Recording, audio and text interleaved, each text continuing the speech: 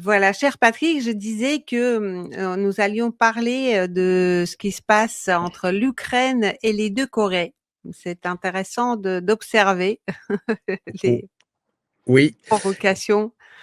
oui, c'est un. Alors, tu as vu donc Volodymyr Zelensky a annoncé que 30 à 50 000 combattants nord-coréens, 30 à 50 000, hein, ça n'est pas rien,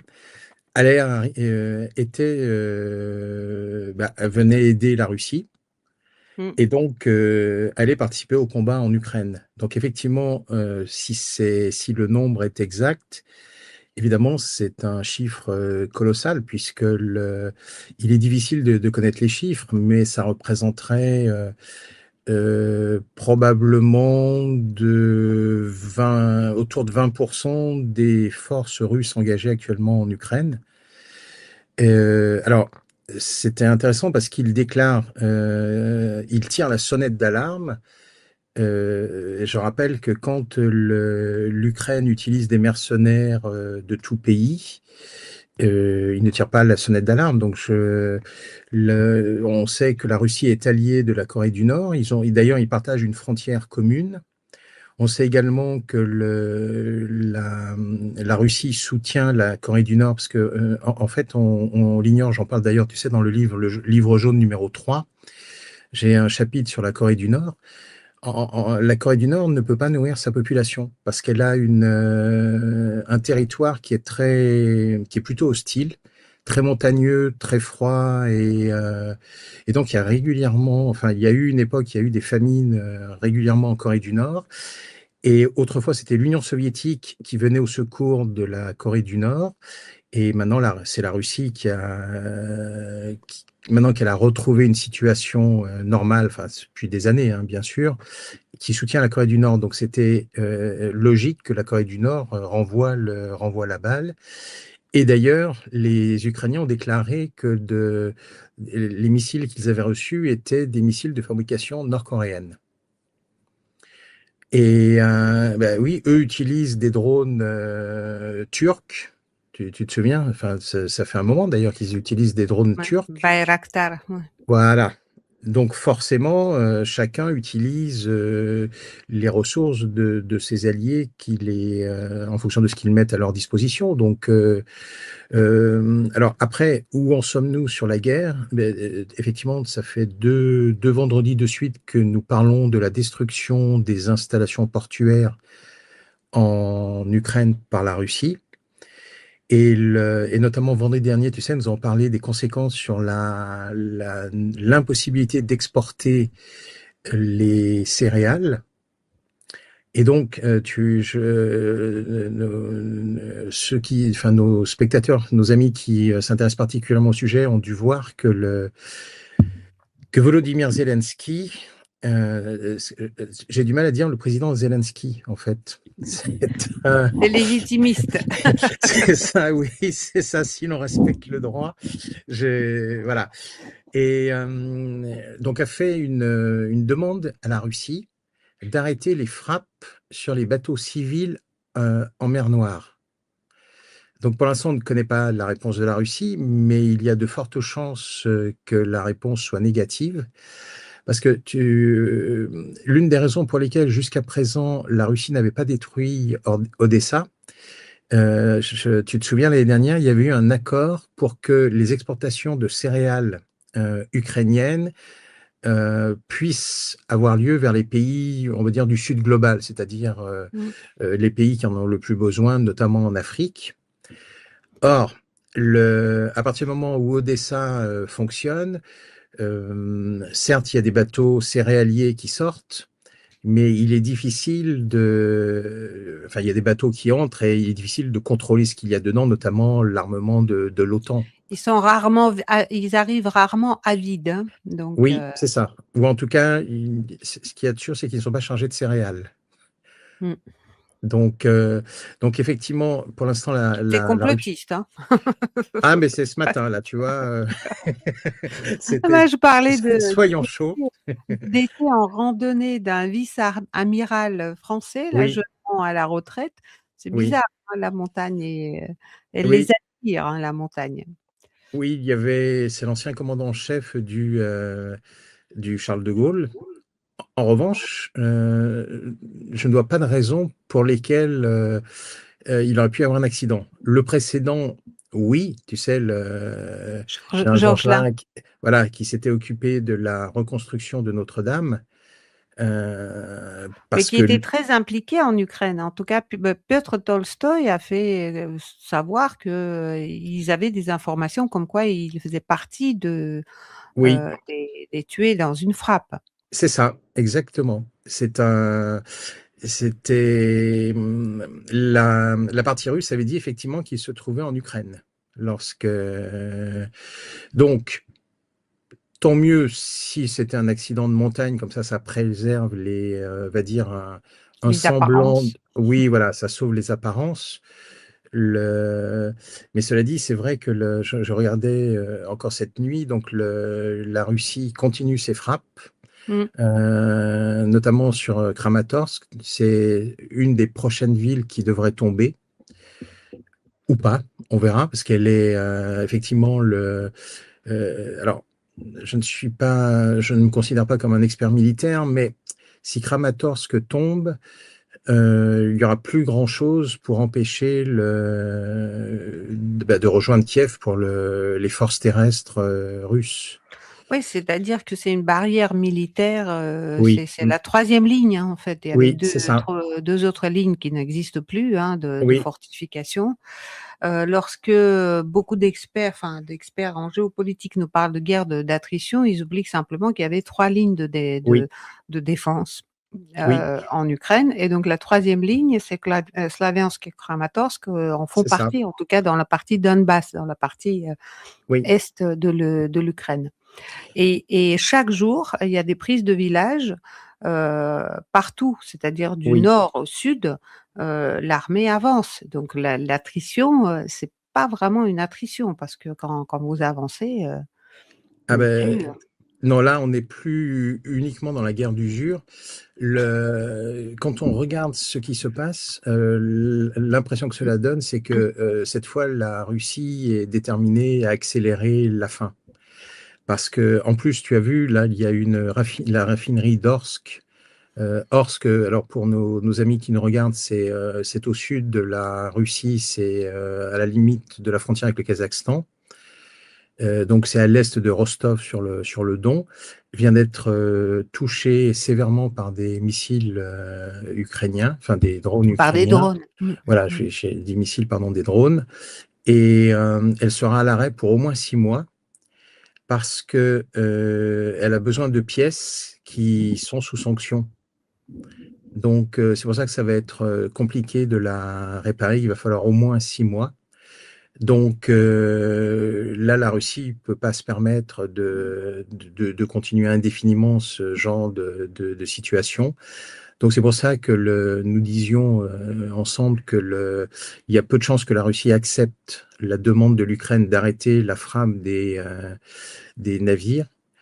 Parce que à partir du moment où l'Ukraine continue de détruire des raffineries et des installations civiles, les Russes, eux, ne vont pas s'arrêter. Et puis, je le redis, aujourd'hui, ils donnent le sentiment de vouloir enfin en terminer avec cette guerre. Parce que tu as vu, ils ont touché également ils continuent de frapper des usines ukrainiennes. Donc, il y a eu une usine qui produisait des blindages qui a été sévèrement touchée. Une autre usine, j'ai vu, qui produisait les circuits des circuits de câbles pour l'industrie automobile allemande, mise hors course. Donc ça veut dire que les Allemands vont devoir trouver d'autres fournisseurs pour leur système de câbles. Et ça, on trouve pas ça du jour au lendemain, hein.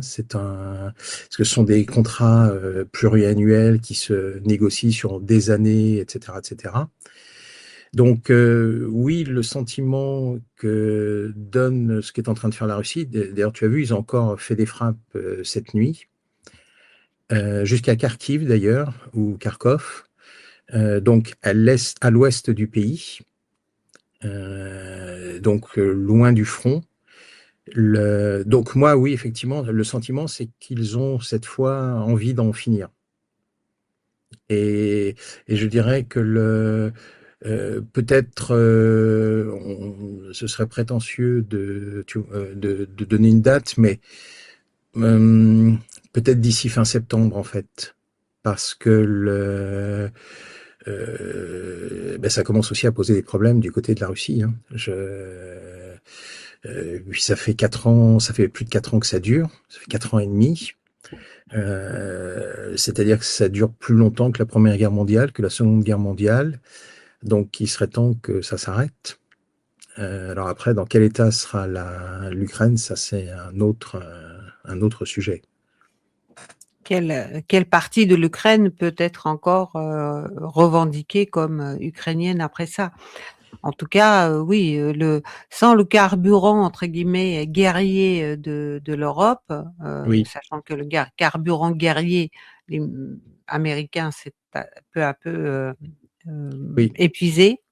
Oui, on verra combien de temps encore ça peut durer, sachant que par ailleurs, ils cherchent maintenant à mobiliser des femmes oui, parce que il y a ils ont reçu des gilets pare-balles spécialement destinés aux femmes. oui. De toute façon, il y avait déjà des femmes Mmh. qui avaient été Oui, mobilisées. Mais de toute façon, je pense que effectivement, pour accélérer la fin de cette guerre dont personne n'en peut plus, quoi. À part évidemment ceux qui s'en nourrissent et je dirais même ceux qui s'en gavent. Le complexe militaro-industriel, hein, bien sûr, mais ça va avoir des conséquences sur le monde parce que à partir du moment où l'Ukraine ne peut plus exporter ses céréales, il faut pas oublier que en France, par exemple, prenons uniquement le cas de la France, la canicule a sévèrement réduit la production de céréales. Je regardais par exemple c'est pour le blé dur, baisse d'environ 5% de la production. Alors ça n'est pas énorme, mais ça fait quand même 2 millions de tonnes de blé en moins sur le marché. Et ils annoncent pour le maïs des pertes jusqu'à 30 à 35% de la production de maïs. Et en plus, ça c'est quelque chose que j'ai déjà souligné depuis longtemps, le fait que les engrais ne sortent plus du Golfe. Il faut savoir qu'en France, les surfaces plantées en maïs avaient été réduites de 21%.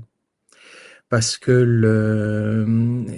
je le rappelle, les numéros 2, numéro 3, numéro 4 exportateurs d'engrais azotés, le principal besoin de l'agriculture chimique d'aujourd'hui sont Oman, l'Arabie Saoudite et le Qatar, dans l'ordre. Ça, c'est les numéros 2, 3 et 4. Et le premier fournisseur d'engrais azotés dans le monde, c'est la Russie. Et j'ai cru comprendre que nous sommes plus très amis avec la Russie. Donc, ça veut dire que les tu es quatre premiers. observateur. Je regarde GPTV tous les matins. Hein. Donc, merci pour mon éducation. Et donc, en fait, ça signifie que les 4 principaux exportateurs mondiaux d'engrais azotés Ils sont ben, bloqués. voilà, sont bloqués, ne livrent plus l'Occident, donc ne livrent plus la France. Et effectivement, c'est un chiffre que je n'avais pas vu dans les médias classiques. Les superficies en maïs ont été réduites de 21% en France. Et là, en plus, maintenant qu'il y a la canicule, on s'attend, donc non seulement la Et la production, sécheresse. oui, c'est ça. Et également sur le bétail, ça va être catastrophique parce que comme les prairies ont arrêté de pousser depuis le mois de mai, enfin depuis fin mai, parce que c'est effectivement les premiers épisodes ont commencé fin mai. Début mai a été extrêmement froid et pluvieux. En revanche, les premiers épisodes caniculaires ont commencé fin mai. Et les conséquences, c'est que le fourrage, donc le foin, la production est estimée à 30 à 50% inférieure à ce qu'elle devrait être. Et j'ai vu, il y a déjà des agriculteurs, des éleveurs qui ont commencé à utiliser dès le mois de juillet les stocks de fourrage prévus pour l'hiver. Et en Ukraine, bah, évidemment, comme je le disais, la production agricole est à l'arrêt. Et ça pose un énorme problème, c'est que les entrepôts sont pleins. Justement, je regardais les témoignages d'exploitants agricoles en Ukraine. Donc, les entrepôts sont pleins, les récoltes ne sont pas terminées, ce qui signifie que ce qu'ils vont récolter, ils n'auront rien pour le stocker, donc ils vont perdre leur récolte. Et les prix ont déjà chuté en dessous de ce que ça coûte. Parce que évidemment, l'Ukraine est un centre de production chimique majeur, c'est-à-dire que quasiment toute la production ukrainienne céréalière est basée sur la chimie. Et donc, le coût est majeur, et à partir du moment où ils ne peuvent plus vendre leur production, d'ailleurs, je ne sais pas si tu as vu, l'Ukraine a demandé une aide d'urgence à l'Union européenne de 200 millions pour ses agriculteurs. Mmh. Ouais, ouais. C'est un... Donc là maintenant, je pense qu'on n'a jamais, alors ce que je veux dire est une évidence, mais je pense qu'on n'a jamais été aussi proche de la fin de cette histoire que maintenant, parce que tu as vu, hein, ils n'ont plus d'outils, enfin de missiles d'interception, quasiment plus.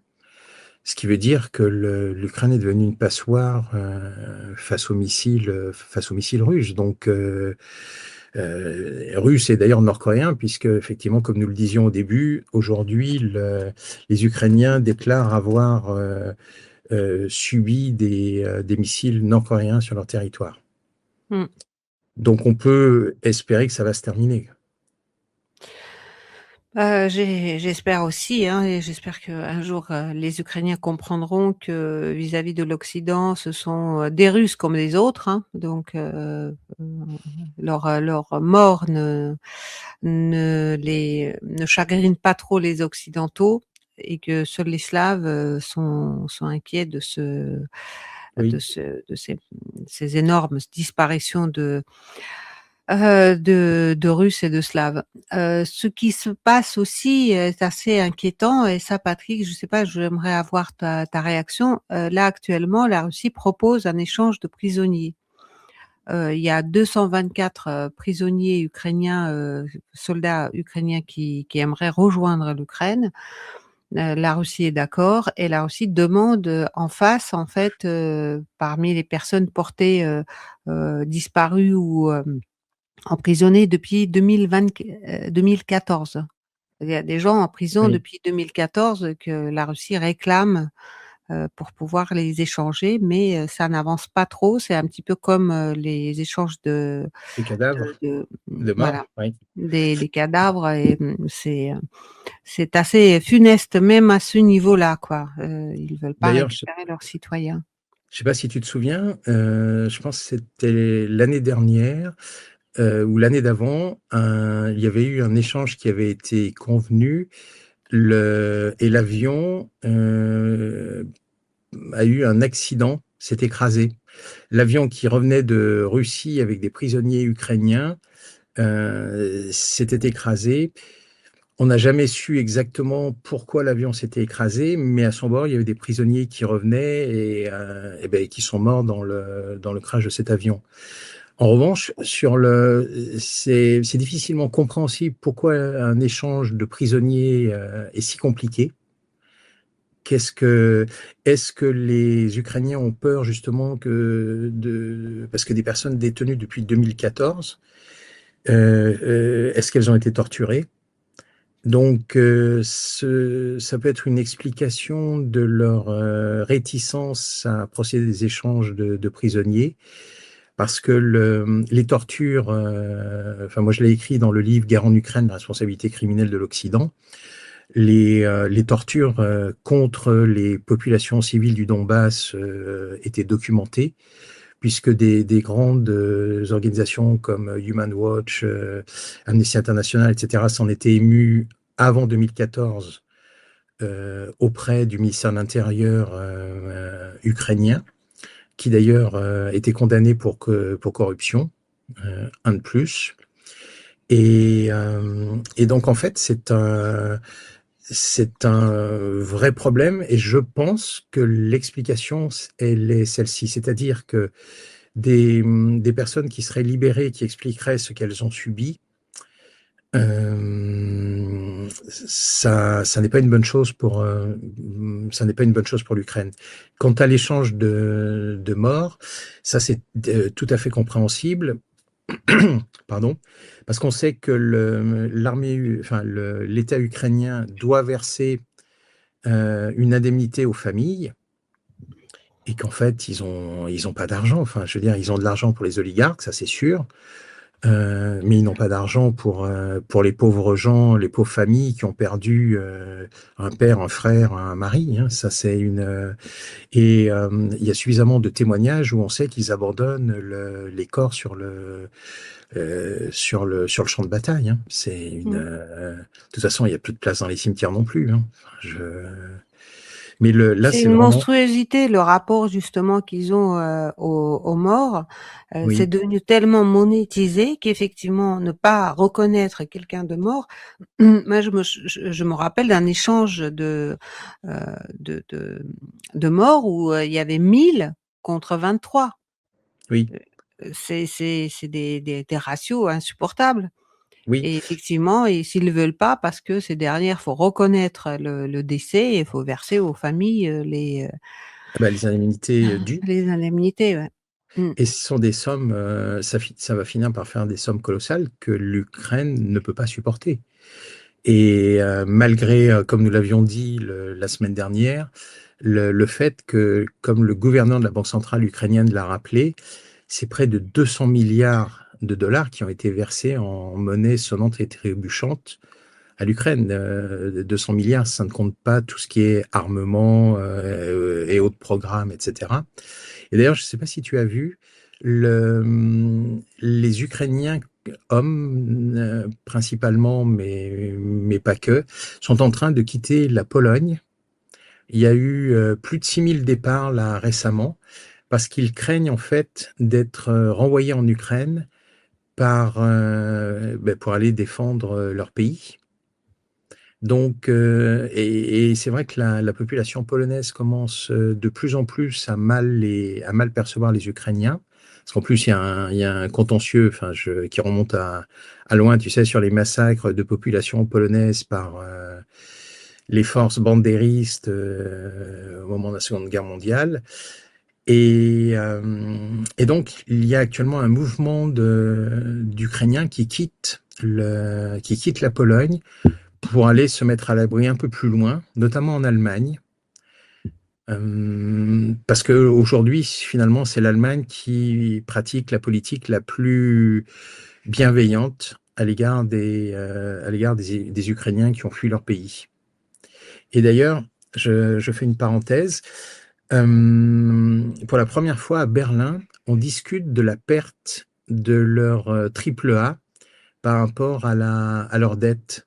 Ça, c'est, pour reprendre un mot très connu, c'est colossal, parce que effectivement, l'Allemagne, c'est le bon élève de l'Europe. Personne n'imagine qu'il puisse avoir des difficultés budgétaires. Or, pour la première fois, on commence à avoir des discussions au sein du gouvernement sur le fait qu'ils pourraient perdre leur triple A.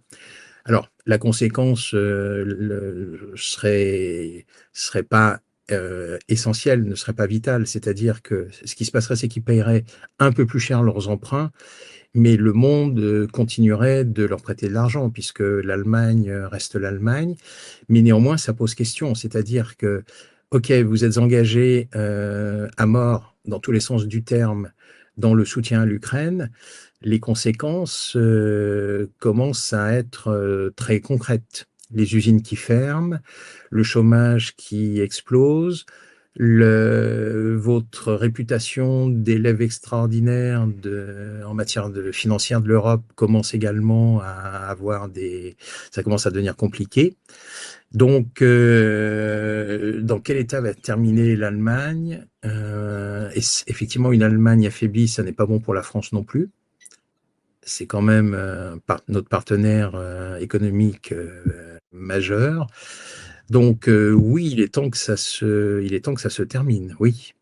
Enfin, Mmh. sauf pour ceux qui sont complices de cette immense tragédie qui n'aurait jamais dû avoir lieu. Mmh. Ouais, c'est certain. Mon cher Patrick, on n'a pas parlé du Moyen-Orient. Il serait peut-être le moment de parler un petit peu du Moyen-Orient. Il y a un accord qui se met en place, Ah, et tout oui. sur fond de tension entre le Yémen et l'Arabie Saoudite. Qu'est-ce qui se passe par ailleurs? Ah, ça, c'est un... Pardon, ça a été une énorme surprise. Cet accord, d'ailleurs, pour l'instant, on ne le connaît pas dans le détail, entre trois pays musulmans sunnites, l'Arabie Saoudite, la Turquie et le Pakistan, qui est un traité d'assistance militaire. Donc, si l'un des trois est attaqué, les deux autres viendront à son secours. Donc, on retrouve tu sais, l'article 5 de la charte de l'OTAN. Un pays qui est attaqué, tous les autres pays viennent à son secours.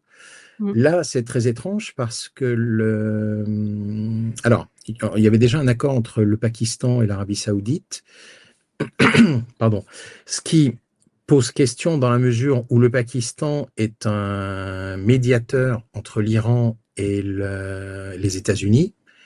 Or, une alliance entre la Turquie, l'Arabie Saoudite et le Pakistan, quid de l'Iran? Parce qu'en fait, le Pakistan ne craint rien vis-à-vis de l'Iran. Ils ont plutôt de bonnes relations. La preuve, le Pakistan est l'un des médiateurs dans cette guerre. L'Iran n'a pas vraiment de problème avec la Turquie non plus.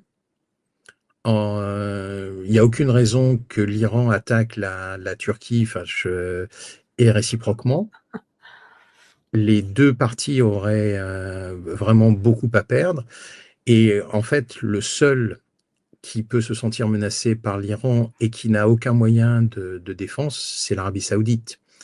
Donc, j'ai vu passer des chiffres, mais on parle de beaucoup d'argent. De toute façon, les Saoudiens qui, depuis les années 70, comme nous le savons, tu sais, les accords du Quincy, pétrole, pétrodollar contre sécurité, eh bien, ils ont vu ce que ça représentait et donc les États-Unis ne représentent plus de sécurité, que de toute façon, ils n'ont même plus eux également, ils n'ont plus de missiles patriotes. Enfin, ils n'ont plus d'intercepteurs pour si jamais ils sont attaqués par l'Iran ou par le Yémen. Et D'ailleurs, ça se tend avec le Yémen, hein. Le ben Yémen a quand même déjà frappé, un oui, navire, fait faire demi-tour à un autre, oui, c'est tout et récemment. ils ont frappé le territoire saoudien. Hein. Tu sais, du côté de Yanbu, mais ils savent faire. Je pense, que c'était il y a la trêve est intervenue en 2002 entre le Yémen et l'Arabie Saoudite. Euh, Avant qu'elle intervienne, les Yéménites avaient fait une opération qui avait stupéfié le monde parce qu'ils avaient réussi à frapper une raffinerie en combinant des drones et des missiles. Or, c'est extrêmement complexe parce que les drones et les missiles ne vont pas à la même vitesse. Et ils étaient arrivés en même temps et ils avaient terriblement endommagé une raffinerie à l'est de l'Arabie Saoudite. Et donc, le système de défense n'avait servi à rien. Donc, les Yéménites, oui, ça fait un petit moment qu'ils produisent eux-mêmes leur matériel, leurs drones et leurs missiles. Et ils peuvent frapper, oui, le territoire saoudien, bien sûr, à plus de 1000 kilomètres. Hein, et je ne comprends pas d'ailleurs ce qui s'est passé, pourquoi l'Arabie Saoudite a de nouveau frappé le Yémen, alors qu'il y avait une trêve depuis 2022 qui globalement tenait. Donc pourquoi se sont-ils fourrés dans ce guêpier?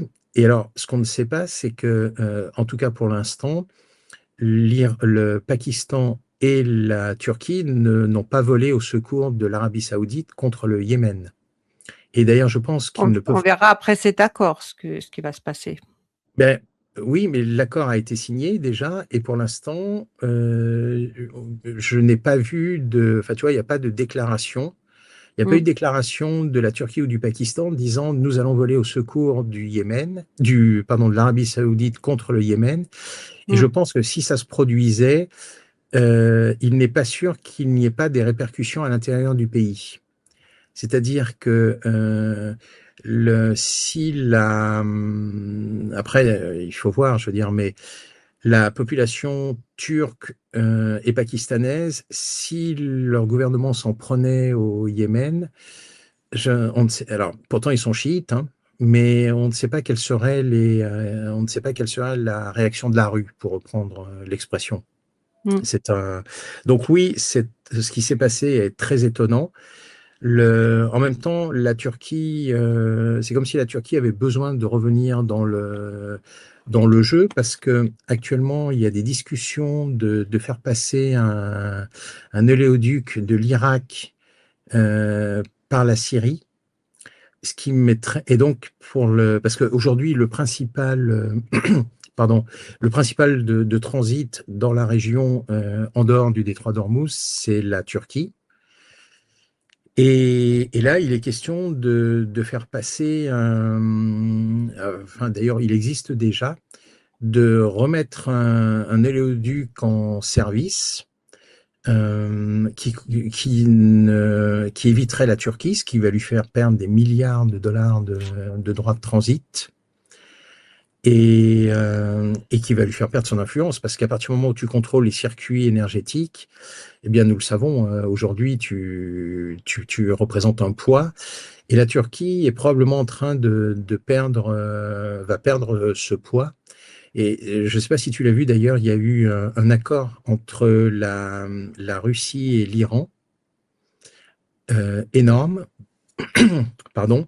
La Russie va fournir chaque année jusqu'à 55 milliards de mètres cubes de gaz à l'Iran. Et alors ça, pour nos amis, les amis qui nous regardent, 55 milliards de mètres cubes, globalement, c'est Nord Stream 1. Mm. Donc alors c'est pas la totalité de ce que la Russie fournissait à l'Allemagne, mais c'est une partie significative. Et les Iraniens auront le droit de vendre ce gaz à qui ils l'entendent. Donc ça veut dire qu'ils l'entendent, c'est principalement la Chine et l'Inde. Mm. Et donc Ce qui, ça passe. Oui, ouais, ce qui est assez marrant dans cet accord, c'est que l'Égypte voulait se joindre à eux, oui, et l'Égypte a été déclinée comme étant peu fiable. oui. Quel est le critère, à ton avis, de cette fiabilité qui était défaillant côté égyptien? Ah, c'est une vraie question, parce que peut-on considérer que la Turquie est fiable à 100%? C'est un... Donc, j'aimerais bien qu'on nous explique ce que l'on entend par le mot fiable. C'est, mais c'est vrai que je le redis, cet accord, il est difficile de percevoir quelles vont en être les conséquences. En tout cas, on sait que les hautes autorités iraniennes ont rencontré sont allées au Pakistan, justement pour en discuter, pour comprendre ce qui était en jeu. Manifestement, ça ne concerne pas l'Iran. Mm. Sauf si l'Iran attaquait, tu vois, s'il y avait une attaque terrestre contre l'Arabie Saoudite, on peut se demander ce qui peut se passer, mais on peut penser aussi que cet accord ne porte pas sur les guerres déjà engagées.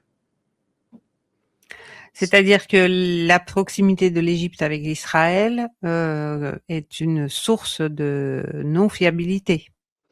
Mais est-ce que tu crois que l'Arabie Saoudite n'est pas proche d'Israël?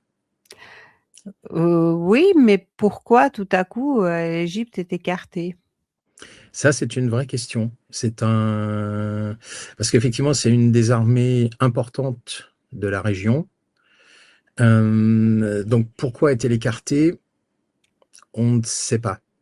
parce que tu vois, la relation avec Israël, c'est compliqué parce que d'un côté, tu as l'Arabie Saoudite et qui a, ben justement, sous l'égide de Donald Trump, a des accords de non-agression avec Israël. D'ailleurs, ils ont aidé Israël dans sa guerre contre l'Iran l'année dernière. Pardon. Pardon. Donc, en la matière, on a un pays, c'est l'Arabie Saoudite, qui est proche d'Israël, et de l'autre côté, on a un pays comme la Turquie, qu'Israël on a déjà vu des déclarations de dirigeants israéliens annonçant que la Turquie était la prochaine cible. Ouais. Donc, et on a vu ce que les Turcs ont répondu en disant, bah, venez, vous allez voir ce qui vous attend. Donc, et en revanche, de l'autre côté, c'est vrai que Israël est très lié à l'Inde, donc l'Inde ennemie du Pakistan. Donc, c'est vrai que les Pakistanais sont a priori, enfin officiellement, pas très alliés à Israël. Donc c'est vraiment très compliqué cette histoire. Mm. Il est difficile encore de comprendre vraiment la portée de cet accord et ce qu'il recouvre précisément. Et je pense que nous ne le saurons pas de sitôt. Mm. D'ailleurs, tiens, oui, Oui. Non, non, je t'écoute, cher Patrick. oui, J'allais je changer de disais. sujet, mais non. Eh ben, moi aussi, j'allais partir un petit peu plus à l'est, euh, Exactement. C'est ce parce que que tu as je vu. comptais t'inviter à faire. Alors, Ah ben merci. Tu as vu là ce qui vient de se passer en au Chine? Kuril? Ah non, en Chine, c'est assez curieux. Qu'est-ce que c'est que ça, cette histoire d'espionnage? Ah ben c'est énorme. C'est-à-dire que alors c'est Chengdu, hein, donc les Chinois ont fermé le consulat israélien parce qu'en fait ils ont découvert que ils étaient en train d'installer un énorme centre d'espionnage informatique dans cette ville. Et en fait, ils s'en sont rendus compte parce qu'il y a une entreprise chinoise qui avait passé un accord avec une entreprise israélienne, enfin du commerce, tu vois, tout à fait ce qu'il y a de plus normal. Et puis en fait, ils ont enfin l'entreprise israélienne a commencé à demander une puissance, enfin de bande passante vraiment très élevée. Donc, ce qui a attiré l'attention de l'entreprise chinoise, qui évidemment en a parlé au service de renseignement. Et puis en fait, ils ont découvert qu'ils étaient en train d'installer un centre d'espionnage sur le territoire chinois. Donc, oui, sur le plan diplomatique, c'est un énorme problème. Parce que de fermer un consulat et et le monde entier sait que ce sont pour des raisons d'espionnage, ce ne sont pas pour des raisons budgétaires. Mm. Donc, Ni vraiment diplomatique. Mm. et donc c'est sérieux, c'est-à-dire que pour la Chine et pour Israël, déjà que les relations n'étaient pas extraordinairement au beau fixe, puisque je rappelle que la Chine dépend des hydrocarbures iraniens, qu'ils ont un programme d'investissement de 25 ans d'un montant de 400 milliards de dollars. 400 milliards de dollars. Donc, l'attaque de l'Iran par les États-Unis et par Israël n'est pas du goût évidemment de Pékin. Donc déjà les relations s'étaient refroidies et là cette histoire d'espionnage va compliquer encore plus les relations diplomatiques. Mm. Et alors, tu Euh, veux qu'on aille encore plus à l'est, oui, jusqu'au Japon? oui. Et les îles, hier, il y avait Oui, une oui, visite de Poutine au Kuril. D'ailleurs, Poutine, je remarque que le chat a remarqué mon mug. oui. Donc, j'ai reçu mon cadeau d'anniversaire et c'est un Polonais qui me l'a offert. C'est assez assez marrant comme situation. D'accord. Et si tu recevais un mug avec la tête de Volodymyr Zelensky, que ferais-tu? Je sais pas à quoi il servirait, franchement, dans la maison. Tu sais, le balai, balai des WC, il faut bien un réceptacle, Oui, donc ça c'est peut un. servir toujours. Rien n'est Alors, jeté, tout est oui. utilisé. Bah oui, c'est ce qu'il faut, pas de gâchis. Pardon.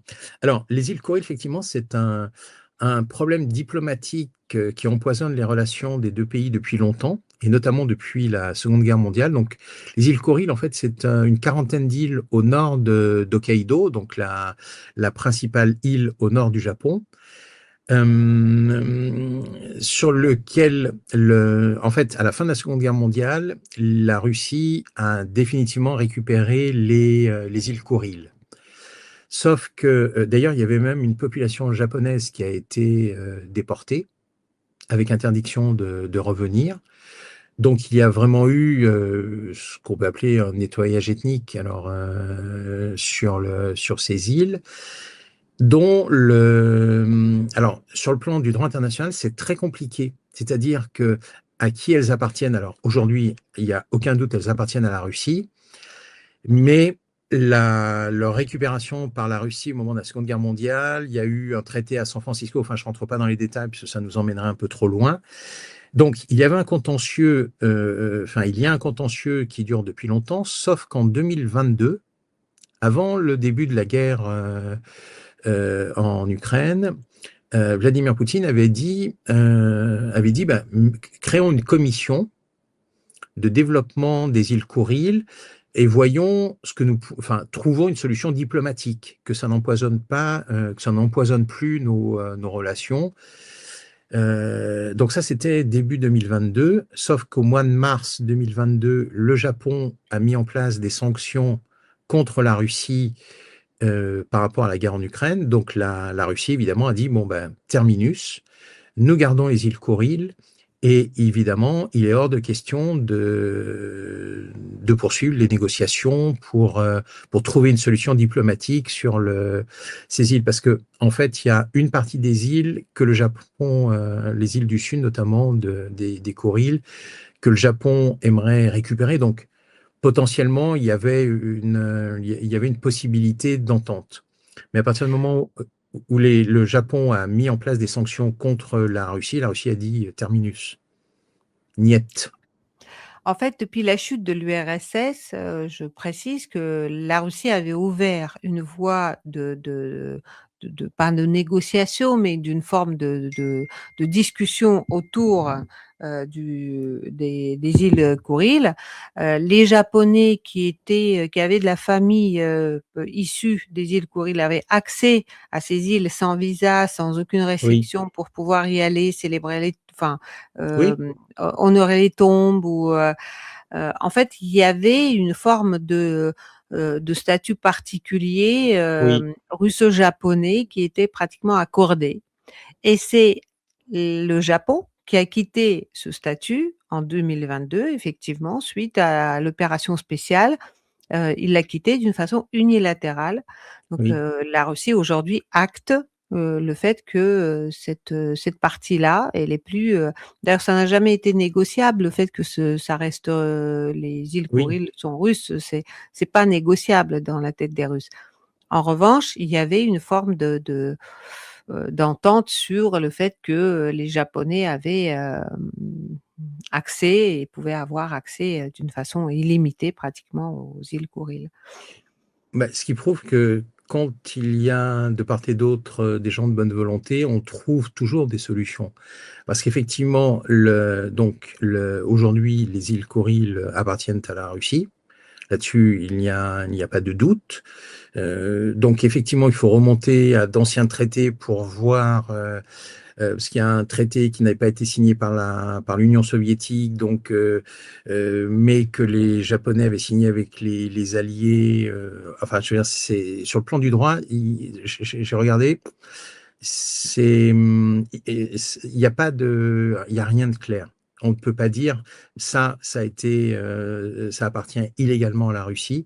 Donc aujourd'hui, les îles Kuriles appartiennent à la Russie et point. Le dialogue est rompu et à mon avis pour un petit moment parce que justement, comme Vladimir Poutine avait dit, bah, trouvons une solution, mettons en place, et comme tu le rappelles fort justement, déjà ça permettait aux populations d'accéder facilement, sans problème de visa, enfin, etc., etc.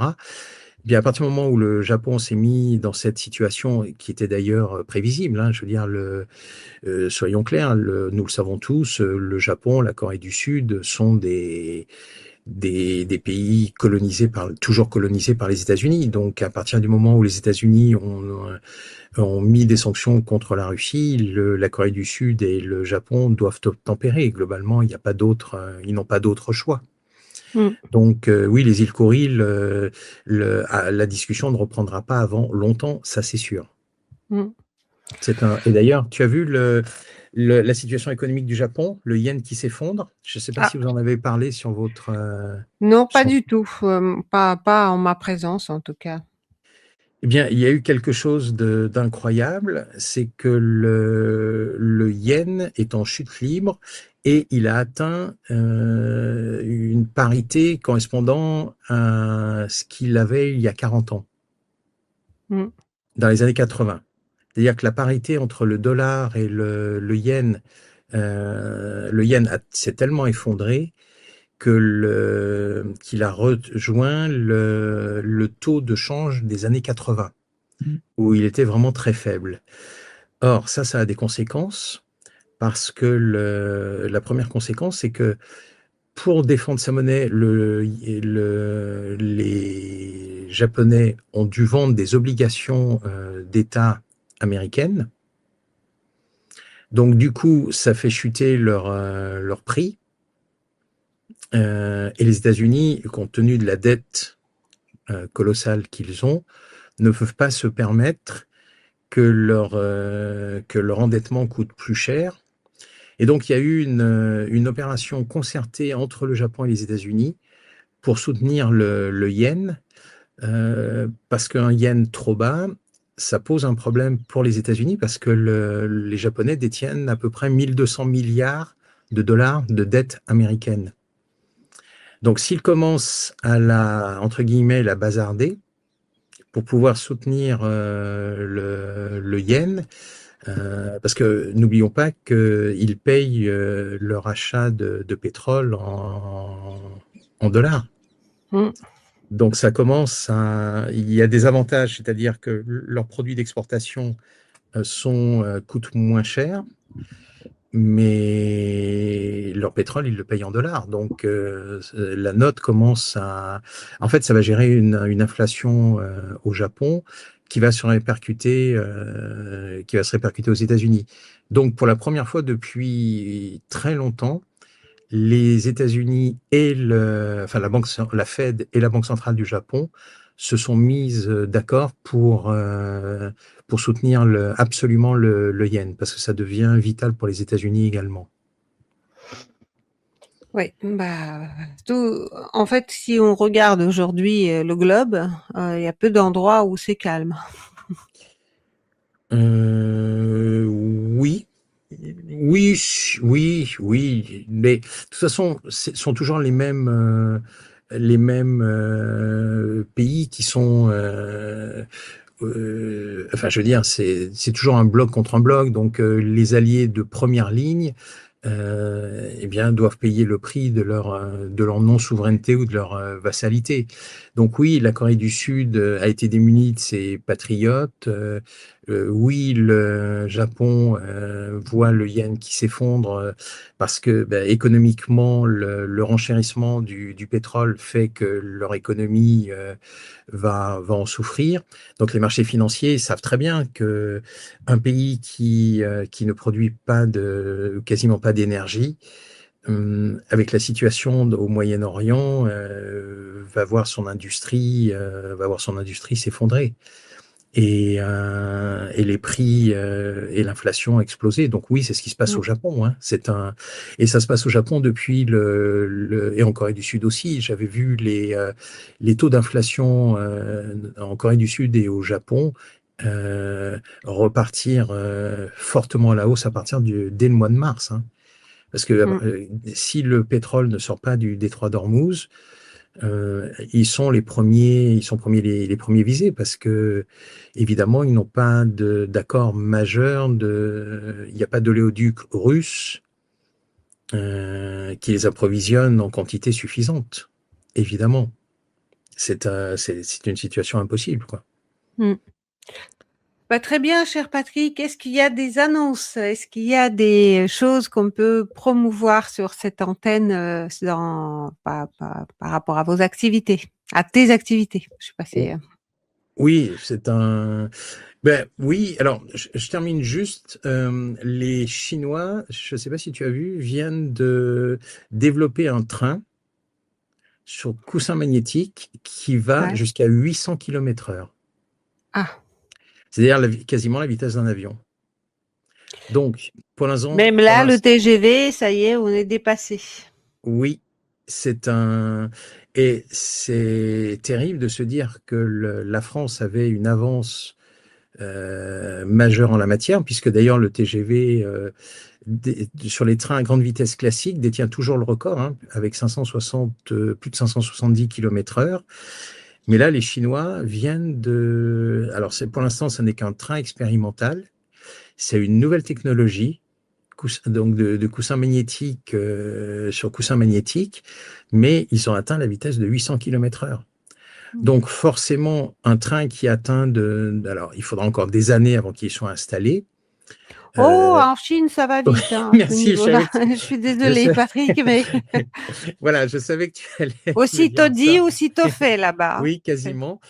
En tout cas, forcément, ça va changer la géographie et la démographie de la Chine, parce qu'à partir du moment où ils ont de telles vitesses, c'est comme la France. Je veux dire, l'arrivée du TGV dans les villes du Sud ou en Bretagne a changé définitivement Le le- rapport à ces villes, oui. oui, oui, c'est un.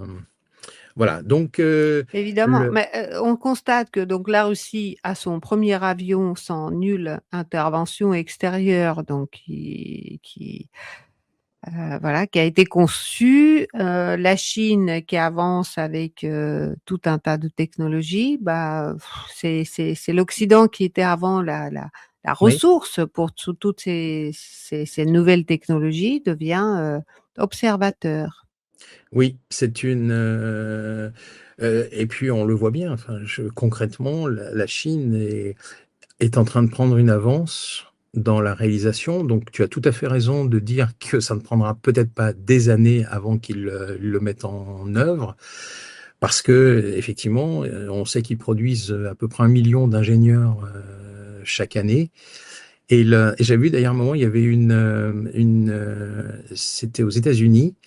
Il disait que la difficulté aux États-Unis aujourd'hui, c'était de trouver des ingénieurs capables de construire des usines, parce que ça demande une expertise particulière de construire une usine, et qu'en fait, il disait en Chine, des ingénieurs capables de construire des usines, vous remplissez au moins 2 stades de foot avec eux. Aux États-Unis, aujourd'hui, alors c'était excessif, hein, mais des ingénieurs capables de construire des usines, il n'y en a même pas une centaine. En fait, Et on le bon, voit, hein, on le voit en France, hein. Aujourd'hui, s'il fallait construire de nouvelles centrales nucléaires, on n'a plus les compétences, hein. On a perdu les compétences. Donc, d'ailleurs, je ne sais pas si tu as vu, puis nous terminerons dessus. La centrale nucléaire de Gravelines a été perturbée par des méduses. Tu n'as pas vu ce.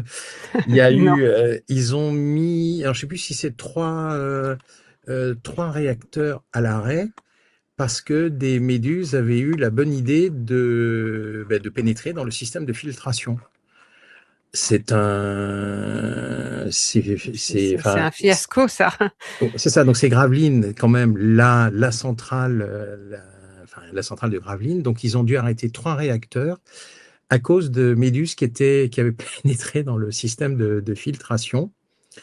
Et alors, pour terminer sur la France et sur une note positive, Rapidement, cher Patrick, oui. très bien. Tu as vu donc il va y avoir la visite du pape Léon XIV en France. Et c'était étonnant parce que il y a eu en une traînée de poudre plus de 200 000 personnes qui se sont inscrites pour la messe sur les Champs-Élysées. Donc, alors après, peu importe ce que l'on pense du pape, peu importe de ce que l'on pense de la religion, mais je terminerai là-dessus, la spiritualité n'est pas morte. Mmh. Et quelle que soit la direction qu'elle prend, le fait qu'il y ait plus de 200 000 inscriptions pour la messe sur les Champs-Élysées montre qu'il y a, en tout cas, il y aura plus de monde que pour le défilé du 14 juillet avec l'armée ukrainienne. Bon. Voilà. Pardon, monsieur, je suis confus, j'ai garé mon briquet. On a aussi tendance à jouer avec le feu. Google, qui est une création de la CIA. L'équipe de Géopolitique Profonde vous donne le meilleur de l'actualité brûlante. Mais en échange, on veut un geste de votre part. Merci de ce geste d'amour, on vous le rendra. Ravi.